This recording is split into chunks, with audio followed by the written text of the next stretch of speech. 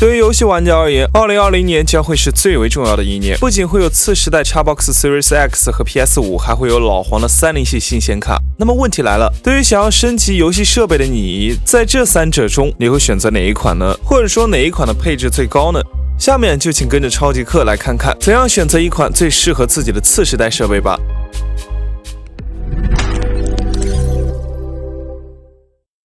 虽然今年将要推出的次时代主机还有很多细节不知道，但从30系显卡的规格可以看出，采用全新安培架构的 RTX 3080比上一代旗舰 RTX 2080 Ti 高出了一大截。如果真按老黄所说 ，RTX 3080不仅在性能方面有质的飞跃，还改善了光追和 AR 计算能力，并结合了10GB GDDR6X 显存，有望在 4K 分辨率开启光追和 DLSS 的情况下，以至少60帧流畅运行。这样的表现可谓是玩家们梦寐以求的。再来看看次时代主机方面，目前从官方公布的具体参数上可知 ，Xbox Series X 和 PS5 均会采用 AMD 的8核 Zen 2处理器，但前者最高睿频可达 3.8G 赫兹，而后者仅为 3.5G 赫兹。在 GPU 方面 ，Xbox Series X 为 DNA2 架构，这与 AMD 即将公布的 RX 6000系列显卡的架构一致，主频为 1.825G 赫兹，包含52个 CPU 核心，浮点运算能力为 12T 浮点。而 PS5 的 GPU 同样采用了 RDNA2 架构，主频可以达到 2.23G 赫兹，不过仅有36个 CPU 核心，浮点运算为 10.28T 浮点。内存和硬盘方面 ，Xbox Series X 搭载了 16GB GDDR6 内存，其中10GB 为高通道内存，带宽为 560G，6GB 为普通内存，带宽为 336G， 搭载了 1TB 的定制 NVMe SSD，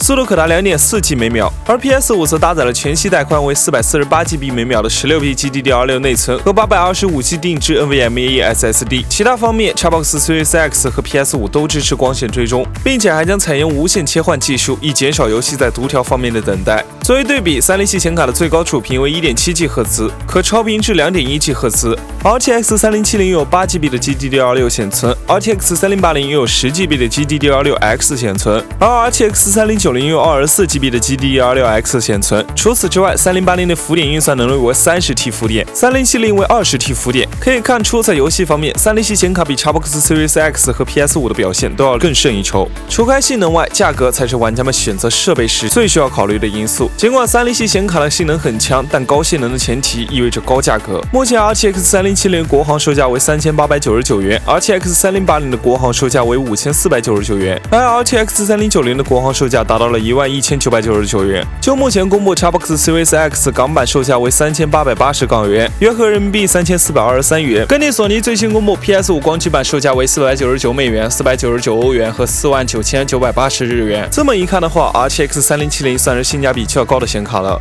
并且老黄还称其性能可以与 RTX 2080 Ti 持平，甚至是超越。但这并不包含 CPU、内存、硬盘等内容。但保守估计，如果想配置一台以 RTX 3070显卡为主的全新主机，至少要花8000元左右。总的来说，30系显卡的性能比 Xbox Series X 和 PS5 的性能都要强，但价格却比它俩高出了不少。何况两个主机平台拥有各自的独占游戏。虽说微软已经在 PC 平台推出了 Xbox Game Pass 订阅服务，不少游戏在 PC 和 Xbox Series X 可同时游玩，但仍然有一些游戏不得不使用 Xbox Series X 才能玩。至于索尼的 PS5 就更不用说了，独占游戏老传统异能了。如果你的预算充足，只想体验最好的游戏性能，那么建议选择 RTX 30系显卡。如果你的预算有限，并且想玩独占游戏的话，那么在 Xbox Series X 和 PS5 中按要求可以任选其一。如果你的预算无上限，小孩才做选择，全部都要好吧？不知道在 PS5 和 Xbox Series X 以及30系显卡中，你最想要哪一款呢？欢迎在评论区或者弹幕上留言。若还想了解更多硬件相关的科普知识，记得关注超级课。我们下期再见。